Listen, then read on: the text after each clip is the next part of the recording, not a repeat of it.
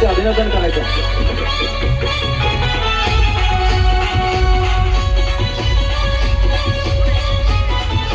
पवार साहेबांनी त्यांचे स्वतः ऐकलं असतं तर सभा सुद्धा त्यांनी घेतली नसती.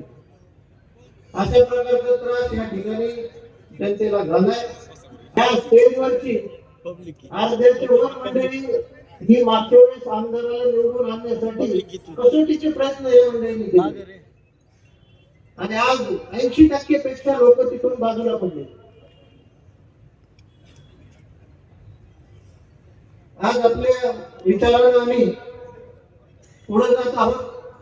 वर्षभर आधी राष्ट्रवादी काँग्रेस पक्षामध्ये आपल्या आणि पालकमंत्री धनुभाऊंच्या माध्यमातून प्रवेश केल्यानंतर गाव खेडे वस्ती तांडे वार्ड सर्व जागी जाऊन आम्ही विचारपूस केली, अडचणी जाणून घेतल्या आणि आपल्या माध्यमातून अनेक कामं या ठिकाणी डीपीसीच्या माध्यमातून असतील, अल्पसंख्याक फंड मधून असतील, आम्हाला या ठिकाणी कामं करता आली.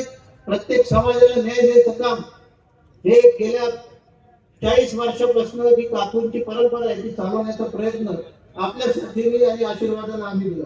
शहर आणि ग्रामीण भागातील प्रत्येक सेक्टरमध्ये काही ना काही लोकांसाठी देण्याचं काम या ठिकाणी केलंय.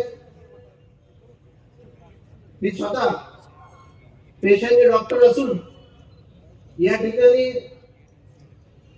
कोरोना बाकी जागेचा हा 2 वर्षात 3 वर्षात संपलाय, पण राजकीय डॉक्टर दादा आहे. बीडचा कोरोना आपल्याला घालवायचा आहे. मागचे 5 वर्ष इथल्या विद्यमान आमदारामुळं बीड विधानसभा मतदारसंघातल्या मायबाप जनतेला जे काही त्रास झाला त्याला थोडासा मी सुद्धा कुठेतरी जिम्मेदार होतो, म्हणून मी आपल्या सर्वांचे हात जोडून माफी मागतो.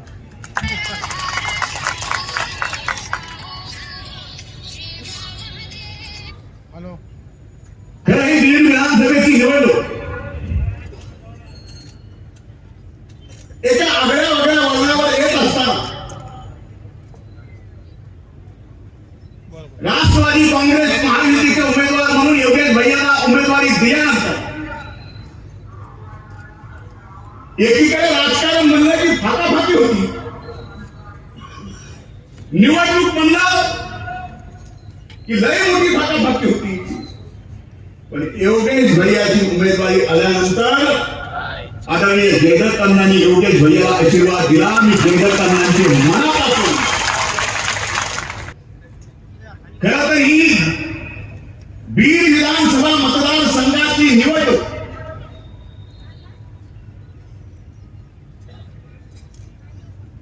अहंकाराला विरोध संयमाची.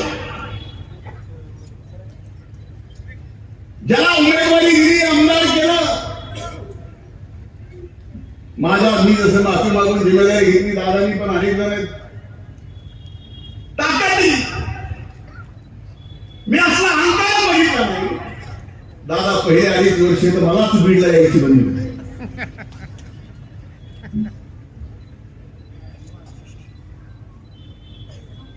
असा अहंकारी लोकप्रतिनिधी माझ्या जीवनात मी बघितला नाही. वाटलं होतं चांगलं असं,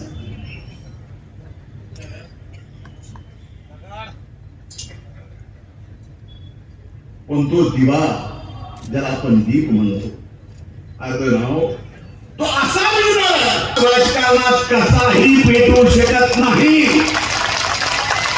आणि ज्यांनी 1 वर्ष झालं वारंवार दादा समोर, आपल्या सगळ्यांच्या समोर मी आपल्याला सांगितलं होतं की यावेळेस आपल्याला राष्ट्रवादी काँग्रेस, भारतीय जनता पार्टी, शिवसेना आपल्या सर्व युतीचा उमेदवार म्हणून योग्य उमेदवार दिला जाईल. ते योगेश भैया आता उमेदवार म्हणून आपल्या बरोबर जास्त तिथली मायबाप जनता तुम्हाला कधी श्रेय देणार. अनेक पैलू असे होते की या निवडणुकीमध्ये जी फक्त आमच्या लाडक्या बहिणीसाठी या ठिकाणी आणली ती योजना ज्यावेळेस जाहीर झाली त्यावेळेस महाविकास आघाडीचे जे आपल्याकडे मत मागायला येतात ते म्हणले असली योजना होऊ शकत नाही. त्या लाडक्या बहीण योजनेवर एवढी टीका केली ज्यावेळेस पहिला हप्ता गेला गाडीचे काही नेते गप बसले नाही. ते म्हणले लवकर काढून घ्या, ह्यांचं काही खरं नाही म्हणजे आमचं. ज्यावेळेस एकदाच 3 महिन्याचे दिले त्यावेळेस ह्यांचे थोडेसे तोंड बंद झाली, पण एवढ्यावर ते थांबले नाही.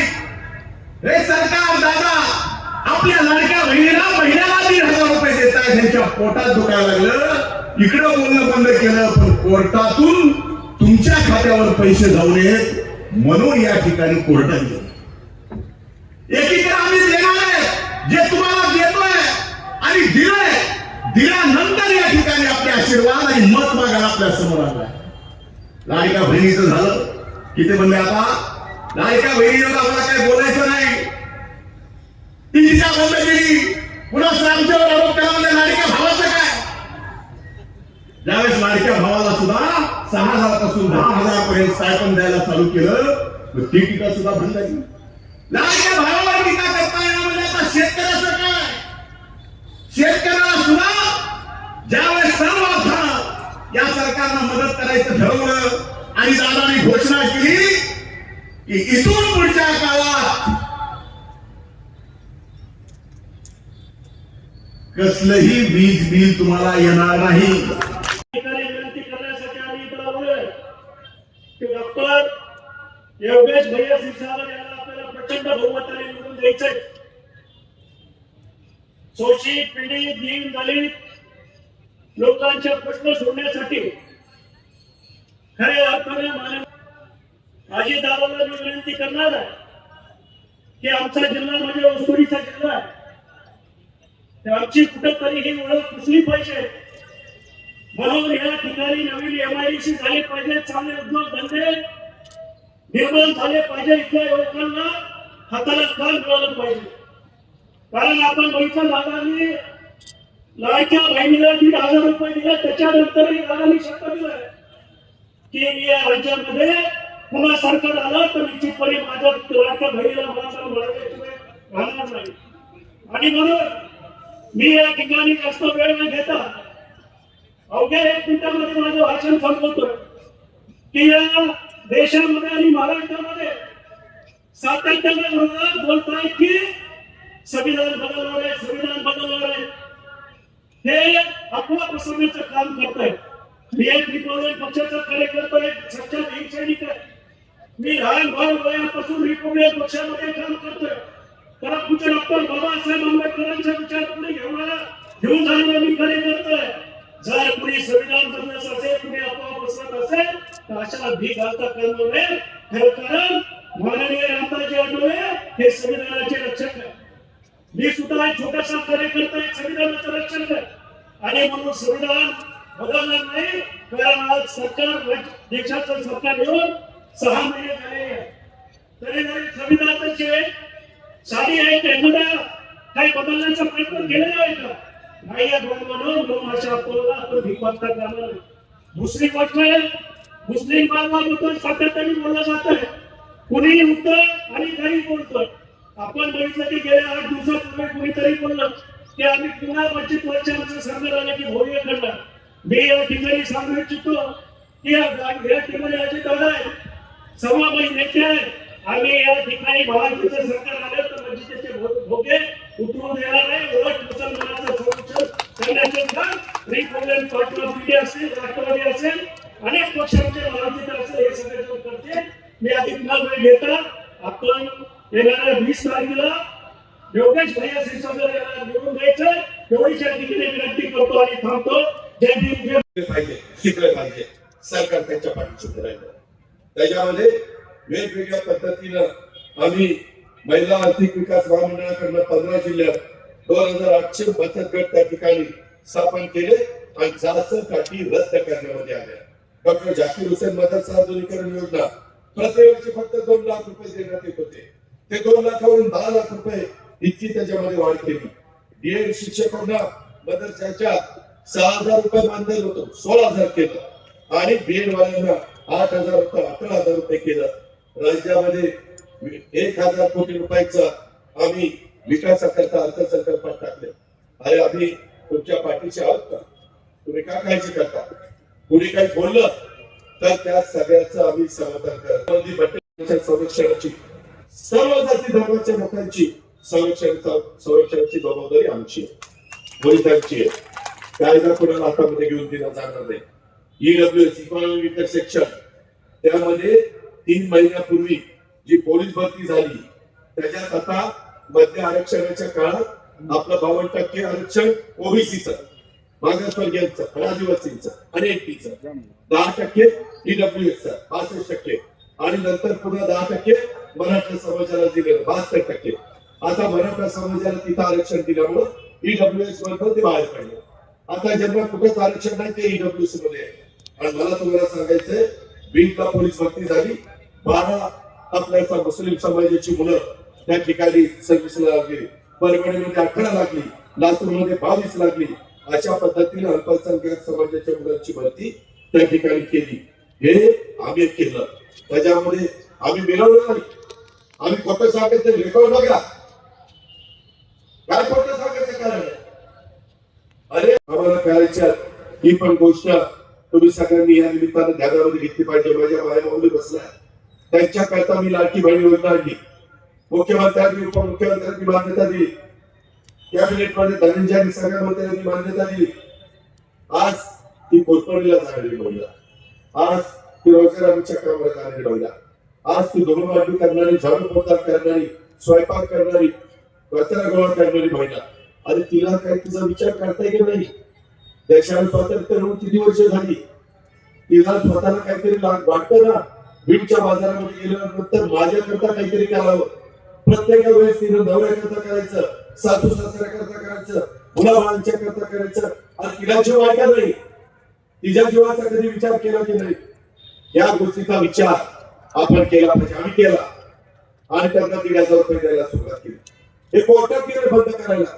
हे विरोधक असले अरे काय यांचं जात होतं, कोर्टात द्यायचं काय गरज आहे? 2,30,00,000 महिन्यांना आम्ही आता 1,500 रुपये देतो. आज 45,000 कोटी रुपये. आज तेच पैसे बाजारात येतात ना. बाजाराचं अर्थकरण वाढतं ना, अर्थचक्र फिरतं ना, फायदा होतो ना, छोटी मोठी दुकाने चालतात ना, त्यांनाही एक आत्मनिर्भर, एक सबल आणि सक्षम झाल्यासारखा एक आधार वाटतो ना. तोही समाजातला 50% घटक आहे. त्यांनाही मान सन्मान दिला पाहिजे. डायरेक्ट त्यांच्या अकाउंटला पैसे काढले, मधी कुठं कुणी काढाकाढी करायलाच नको. विरोधक म्हणजे अरे काढा आपण पैसे परत घेतली, कशाला आम्ही परत घेऊ? बहिणीला ओवाळणी टाकलेली, भाऊबीजेची किंवा रक्षाबंधनाची कोणी परत घेत असतं? आणि आता त्याबद्दल टीका टिप्पणी चाललेली आहे. मी तुम्हाला सांगतो बहिणींनो, मायमाऊलींनो, तुम्हाला ही योजना पुढे मला 5 वर्ष चालू ठेवायची, महायुती सरकारला चालू ठेवायची. जिथं घड्याळ असेल तिथं घड्याळाचा बटन दाबा, जिथं धनुष्यबाण असेल तिथं धनुष्यबाणाचं बटन दाबा, जिथं कमळ असेल तिथं कमळाचं बटन दाबा. हे करा. पुन्हा सरकार आल्यानंतर आम्ही ती योजना पुढे चालू ठेवू. काळजी करू नका. तुमच्या करता बघाशी धनंजयनी सांगितलं, मागचं बिल द्यायचं नाही, चालू बिल द्यायचं नाही, पुढचं बिल द्यायचं नाही. 3, 5, 7.5 तुम्हाला पुढे 5 वर्ष वीज फ्री. किती मोटारीचं पाणी घ्यायचं आणि शेतीला द्यायचं ठरवा. आणि पुढे 6 महिन्यांनी दिवसा वीज देणार, रात्री नाही. इलेक्ट्रिक पंपात दिवसभर उजाडलं, भाकरी घ्यायची, शिजोरी घ्यायची, रानात जायचं, पाणी धरायचं, पिकाला द्यायचं, फळबागाला द्यायचं, आणि संध्याकाळ झाली करूचं पडलं परत घरी यायचं, बायका पोरांच्या जेवायचं, झोपायचं. रात्री बिबट्या यायला नको, वाघ यायला नको, गवा यायला नको, रानडुक्का यायला नको, सापी चुकाट्याची काही अडचण नाही. काही गोष्ट आम्ही करतो. तशा पद्धतीनं लवकरच 9,500 मेगावॉट वीज आम्ही सोलरवर आणतो. हे तुमच्या करता करतोय सरकार. तुम्ही शेतकरी आहे, मी शेतकरी आहे. ज्यावेळेस आमच्या लक्षात आलं, सगळ्या माझ्या सहकार्यांनी सांगितलं, अरे कांदा निर्यात बंदी आपण केली, त्याचा फटका बसला, लोकांनी आमच्या डोळ्यात पाणी आणलं. लगेच आम्ही केंद्र सरकारला सांगितलं कांदा बंदी निर्यात उठवली. कांद्याचे भाव वाढले, माझ्या शेतकऱ्यांना 2 पैसे मिळाले. अरे तुम्ही सांगा ना, तुमच्या करता म्हणे ते करण्याची आमची तयारी आहे. फक्त मानवी योग्य पाहिजे, निवडली पाहिजे. तुम्हाला आता सोयाबीन कापसाला मागच्या वेळेस भाव मिळाला नाही, त्याकरता महायुतीचे अधिकृत उमेदवार असताना प्रचंड मताधिक्याने आपण विजय करा. ज्यांनी आज राष्ट्रवादी काँग्रेस पक्षामध्ये प्रवेश केला त्यांना आमच्याकडनं सन्मानाची वागणूक मिळेल. आम्ही सगळेच जण मिळून ज्या शहराचा आणि या जिल्ह्याचा विकास करण्याच्या करता कटिबद्ध राहू हीच खात्री देतो, हा शब्द देतो आणि तुम्हाला विनंती करतो, काही झालं तरी योगेश 23 तारखेला आमदार झाला पाहिजे.